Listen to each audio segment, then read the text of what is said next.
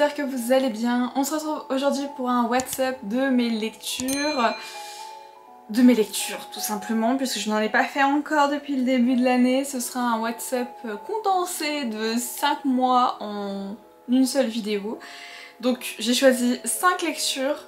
C'est absolument pas une lecture par mois, sachez-le. J'ai juste regardé ma liste et je me suis dit de quel livre j'avais envie de vous parler. J'en ai choisi 5. Voilà, je vais vous parler de ces 5-ci. Sachant que je vais faire une autre vidéo de mes coups de cœur, parce que j'ai eu des coups de cœur pendant ces 5 derniers mois, que je vais vous présenter dans une vidéo à part, rien que pour eux, pour les mettre en avant, mes petits livres chéris. Non bref, mes coups de cœur quoi, vous l'aurez compris. Donc aujourd'hui ce sera juste une vidéo de 5 livres que j'ai bien aimés, bref, un retour en fait, des livres que j'ai lus. Alors est-ce que j'ai bien aimé ou pas? Ça vous allez très vite le savoir. Mais bref, on va commencer tout de suite. Et nous allons commencer avec La nuit où les étoiles se sont éteintes de Nin Gorman et Marie Alinoff. Un roman que j'ai lu, je ne sais plus quand exactement, mais que j'avais acheté pendant le salon du livre de Montreuil. Je vous avais expliqué dans la vidéo qu'on avait dû acheter des livres sur place, sur certains stands pour les faire dédicacer. Il fait partie de ces livres que j'ai dû acheter pour pouvoir faire dédicacer un autre roman. Bref, je suis pas déçue non plus de l'avoir acheté. Mais en vrai, je suis assez mitigée sur ma lecture. Dans cette histoire, nous suivons Finn qui se laisse sombrer et tente d'oublier beaucoup de choses, lui-même et la vie dans laquelle il est, tout simplement, dans les bras des filles.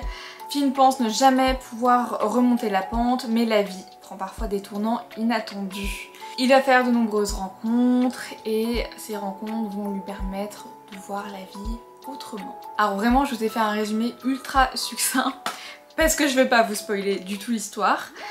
Donc je sais plus quand j'ai lu ce livre, mais je l'ai lu en lecture commune sur le Discord d'Emma, donc de la bouquinade.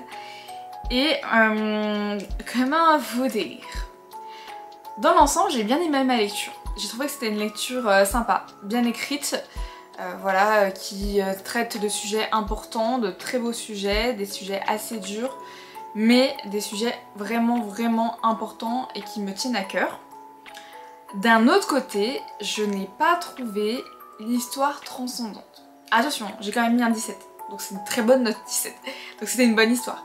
Le seul point négatif, entre guillemets, c'est que j'ai pas réussi à m'accrocher aux personnages. En fait, je trouvais qu'ils étaient un peu...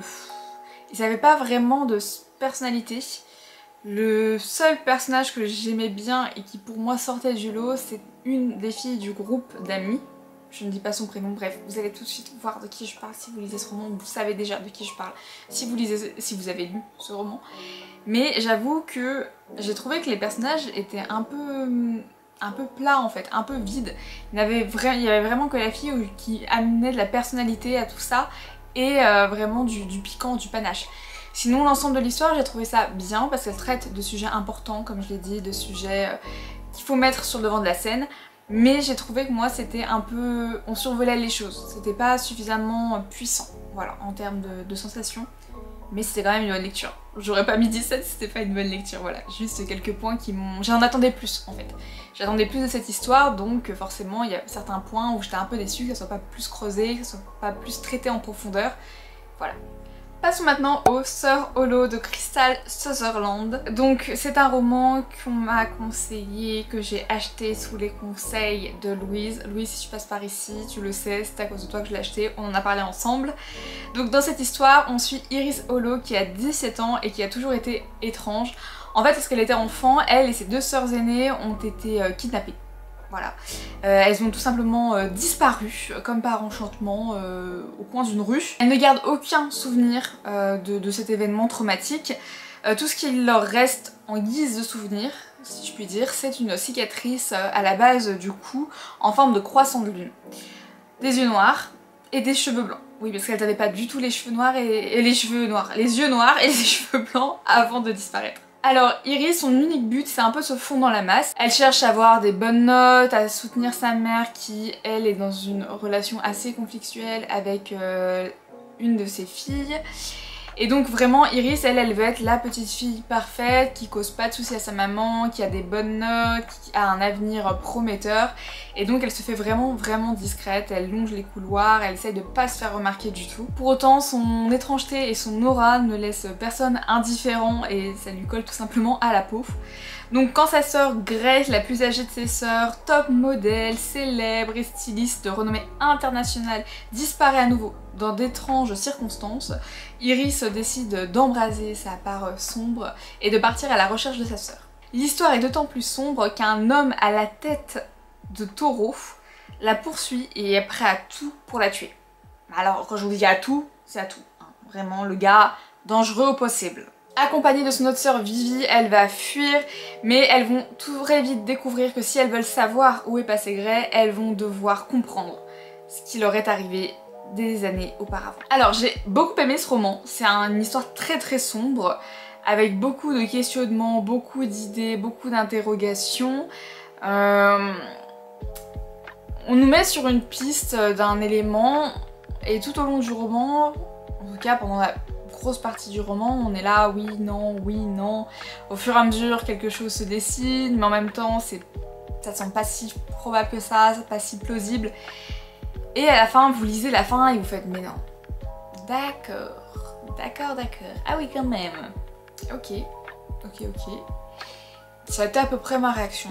Voilà, au fur et à mesure qu'on nous délivrait des informations, qu'on faisait des découvertes, j'étais assez surprise. Franchement, c'était une bonne lecture. J'ai vraiment bien apprécié ma lecture. En fait, un peu comme pour la nuit, pas la nuit où les étoiles se sont éteintes. J'ai beaucoup aimé l'histoire, mais encore une fois, il me manquait des petits trucs. Donc, enfin, c'est pas qu'il me manquait des petits trucs, l'histoire était très bien. Mais il y a juste des détails qui, moi, m'ont fait dire, mais attends, comment c'est possible? Vous savez, c'est comme quand vous imaginez une scène, et qu'en fait, il y a un élément, vous n'arrivez pas à visualiser parce que ça vous semble pas possible, physiquement parlant. Je sais pas si je suis claire. J'essaie bien évidemment de ne pas spoiler, donc c'est extrêmement vague ce que je vous raconte. Mais c'était assez problématique parce que du coup, moi, des fois, ça me bloquait en fait. Et pour autant, l'histoire est vraiment bien. J'ai vraiment adoré, j'ai vraiment passé un bon moment, j'ai enchaîné les pages, je l'ai lu très rapidement, donc j'ai vraiment adoré ma lecture. J'ai passé un bon moment, comme pour la nuit où les étoiles se sont éteintes. C'est juste que j'ai tiqué sur un ou deux éléments et que bah ça a fait baisser entre guillemets le sentiment que j'ai pu avoir au cours de ma lecture. Passons maintenant à une histoire qui, comment dire, m'a quelque peu déçue. Voilà, déçue. Donc il s'agit de La chasseuse et l'alchimie d'Alison Saft. Donc oui, je vais peut-être vous faire le résumé avant de passer à pourquoi j'ai pas forcément accroché. Je vais pas vous faire le résumé, je vais vous lire le résumé pour la simple, bonne et unique raison que vous allez comprendre en fait pourquoi du coup j'ai eu des réserves après ma lecture. Le légendaire Allah, créature mythique, a fait son apparition et une grande chasse va s'organiser. Margaret en est sûre. Si elle remporte cette chasse, sa mère Evelyn rentrera enfin à la maison. Mais même si elle n'a pas son pareil avec un fusil, Margaret doit trouver un alchimiste comme partenaire, c'est la règle. Wes n'est pas alchimiste, du moins pas encore. Il a été congédié par tous ses maîtres et Evelyn représentait sa dernière chance. Quand il arrive au manoir, Margaret accepte qu'il y reste à une condition, qu'il l'accompagne à la chasse. Bien qu'il forme une équipe improbable, Wes admire cette fille qui a survécu seule dans cette maison branlante, emplie de fantômes et de chagrins. Et quand bien même Wes sème le chaos dans la vie bien ordonnée de Margaret, elle comprend vite qu'il sait, lui aussi, ce que c'est d'être un paria. Alors que la chasse approche, ils vont découvrir une magie noire susceptible de leur offrir la victoire, à condition de réussir à survivre jusque-là. Alors, vous avez peut-être déjà vu passer ce roman sur internet, enfin sur les réseaux sociaux, sur BookTok, bref, sur BookTube, peu importe. Et les avis sont assez partagés, j'ai trouvé ça très drôle. Moi quand j'ai commencé ma lecture, j'ai vu que des avis positifs passer sur cette lecture. Je l'ai lu en lecture commune sur le Discord d'Emma encore une fois, et donc on était plusieurs à le lire, et moi je l'ai pas commencé tout de suite. J'ai fini un autre livre avant de me lancer dans cette lecture, et en fait je voyais les avis passer des autres sur les premiers chapitres, et j'ai vu que les gens étaient vraiment emballés. Donc j'ai dû lire avec 1 ou 2 jours de retard, donc vraiment pas grand chose. Et les gens étaient vraiment emballés par cette histoire et c'est là, c'est génial, j'aime beaucoup, je suis plongée à fond dedans. Et en fait quand je me suis lancée, bah j'ai été pas du tout convaincue. En fait j'ai pas du tout été plongée dans l'histoire dès les premiers chapitres, contrairement aux autres. Et c'est assez drôle parce que j'ai vraiment envoyé un message à Chloé. Je vous mettrai la chaîne essai, Chloé Demoiselle de Livre, voilà. Et en fait, je lui disais, mais tu as lu les premiers chapitres Et il fait oui. Je lui dis, tu as aimé? Il fait non. Je fais ah, merci. J'ai pas aimé non plus. En fait, c'est pas que j'ai pas aimé, mais c'était écrit de façon assez étrange. Alors je sais pas vous dire le pourquoi du comment, mais vraiment les premiers chapitres, je me suis dit c'est écrit de façon étrange. Au fur et à mesure que les pages passent, on s'y fait. Vraiment la plume ne m'a plus dérangée du tout à la fin. Donc c'est toujours un peu étrange mais ça allait quoi, je m'étais fait. Mais par contre, j'ai trouvé que c'était très lent. Bon, on va dire c'est le début, voilà. En fait, le roman est très lent. Mais vraiment très lent. Et moi, ce n'est pas le type de lecture qui me fait vibrer, qui me fait vivre en fait. C'est pas le type de lecture auquel je vais accrocher. Parce qu'en fait, il me faut des rebondissements, il me faut une plume addictive qui me transporte. Et là, le problème, c'est que non seulement l'intrigue était lente, mais la plume ne me transportait pas. Donc c'était vraiment compliqué. J'ai hésité à l'abandonner, ce qui m'arrive quand même très rarement. J'arrête et j'abandonne très rarement une histoire. Je me suis accrochée. J'ai lu jusqu'au bout. J'ai même accéléré la lecture par rapport à la lecture commune parce qu'en fait je voulais l'enlever. Je sais pas comment dire ça, je voulais l'arracher comme un pansement, c'est-à-dire que je voulais finir cette histoire et voilà, et m'être fait mon avis et me dire bon bah au moins tu l'as lu jusqu'au bout, tu t'es fait ton avis. Mais oui, je me suis fait mon avis. C'est très long. Vous attendez pas à ce que la chasse ça soit le point prédominant de l'histoire. C'est clairement pas le cas. Et c'est assez étrange en fait. Je trouve qu'on nous vend quelque chose dans le résumé qu'on n'a pas forcément. On a beaucoup de questions qu'on nous amène dès le début du roman et auxquelles on n'a pas de réponse à la fin. Donc bon, j'étais assez comment dire, mitigée par rapport à cette lecture parce que les personnages sont quand même intéressants. Ils sont quand même très bien travaillés. Mais pour moi il me manque quelque chose. En fait j'arrive pas à m'accrocher à eux. Je trouve que ok il y a des éléments, ok je peux les comprendre, mais ok il y a pas mal de choses qui pour moi n'ont pas de justification. Je trouve que c'est pas creusé, que c'est pas poussé assez loin. Et franchement je suis déçue d'avoir été déçue parce que j'espérais vraiment qu'il allait me plaire. Je me rappelle que quand il était sorti, j'avais lu le résumé m'attirait pas plus que ça. Je l'avais pas acheté d'ailleurs. Mais je l'ai acheté après coup quand j'ai su que Emma allait organiser une lecture commune. J'étais dans une librairie qui allait fermer et je voulais quand même les aider financièrement. C'est malheureux à dire mais c'est vrai, donc j'ai vraiment fait un gros craquage ce jour-là parce que j'ai fait ok, je vais leur donner de l'argent, prenez mon argent. Et c'était un élément en fait entre la lecture commune et je fais oh il y a ce livre, c'est vrai qu'il est beau, allez let's go, fais-toi plaisir, lis-le. Sachez que je vais le revendre, il va être en ligne sur mon Vinted parce que vraiment... il n'était pas pour moi, mais par contre il a plu à énormément de gens, il y a vraiment des gens qui ont adoré. Même sur le Discord, au final on était quand même quelques-uns à ne pas accrocher, mais il y a quand même beaucoup de monde aussi qui a adoré et vraiment les posts que j'ai vu passer c'était des louanges quoi, et les commentaires pareil. Donc je pense que vraiment c'est un livre, tu aimes ou tu n'aimes pas. Voilà, c'est tout, c'est l'un ou l'autre. Et pour te faire un avis et pour être sûr que ça peut te plaire, bah lis-le. J'ai que ça à te donner comme conseil parce que vraiment c'est l'un ou l'autre. Le prochain roman dont je voulais vous parler, c'est le tome 1 des Anges d'Elysium de Olivia Wildenstein. Sorry encore une fois pour mon accent.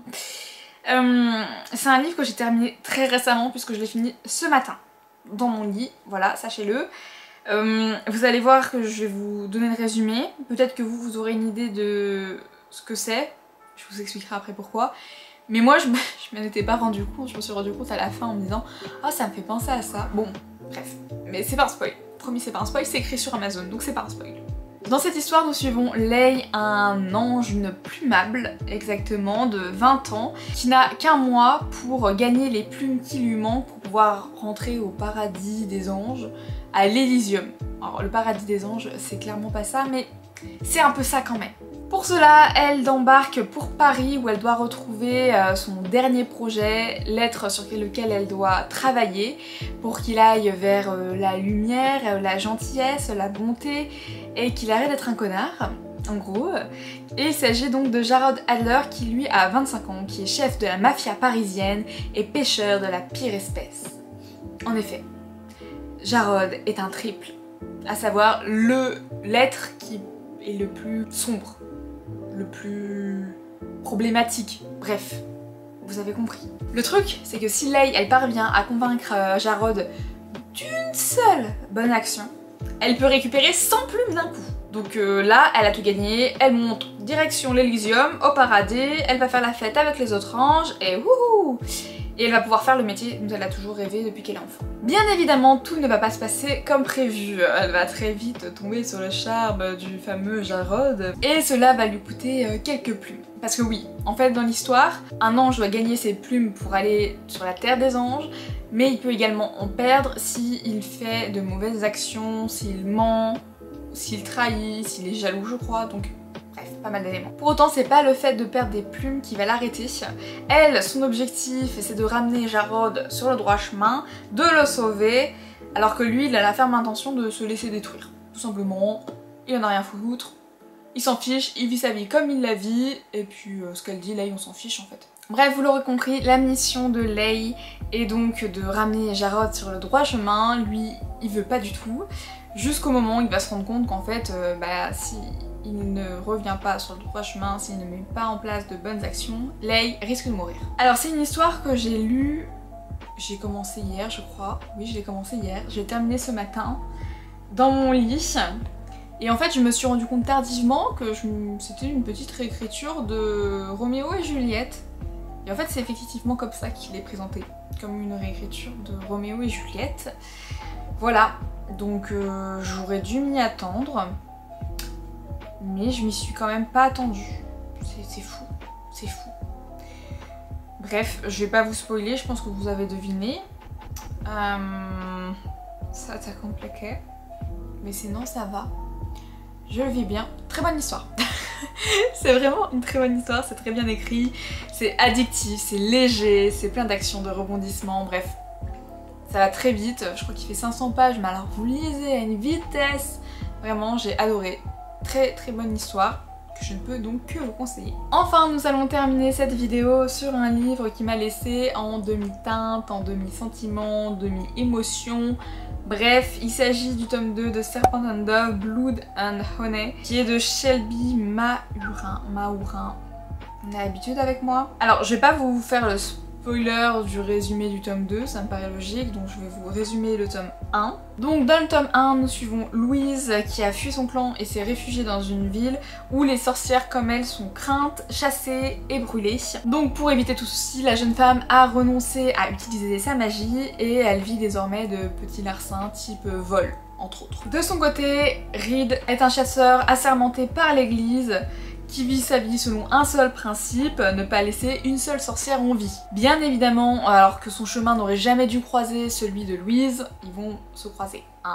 Voilà, c'est logique. Sauf que voilà, à la suite de nombreux événements péripéties, ils vont se retrouver à devoir se marier. C'est fou hein. Je sais pas comment ils en sont arrivés là, mais alors ils y sont allés bien comme il fallait quoi. La guerre entre les sorcières et l'église est très ancienne et les dangereux ennemis de Louise représentent une terrible menace. Partagée entre ses sentiments croissants et sa nature, Louise va devoir prendre de nombreuses décisions et faire un choix entre le cœur et la raison. Alors ça c'était pour donc le résumé du tome 1 que j'ai adoré. C'était un coup de cœur, j'ai adoré. Méga coup de cœur pour le tome 1, très très bonne lecture, j'étais plongée à fond dedans, c'était un rythme incroyable. Et je m'attendais à vivre la même chose pour le tome 2. Vous l'aurez compris, ce ne fut pas le cas, j'ai été déçue. La lecture est bien, c'est une bonne lecture, hein, c'est vraiment une bonne lecture, mais j'en attendais un peu plus. En fait, vu ce que j'avais ressenti pour le tome 1, j'espérais plus pour le tome 2, en fait j'espérais vivre la même chose, et ça n'a pas été le cas, malheureusement pour moi. Et c'en est ensuite d'ailleurs un élément assez troublant, c'est que j'ai lu le tome 2 et j'ai le tome 3 dans ma pile à lire, et je voulais absolument finir cette saga en fait, après avoir lu le 2 qui m'avait un petit peu déçue. Sauf qu'en fait j'arrivais pas à avancer dans le tome 3 parce que je pense que j'avais juste pas envie de le lire, parce que le tome 2 m'avait déçue. Bref, c'était un petit peu compliqué, mais après ça, j'ai lu Plume.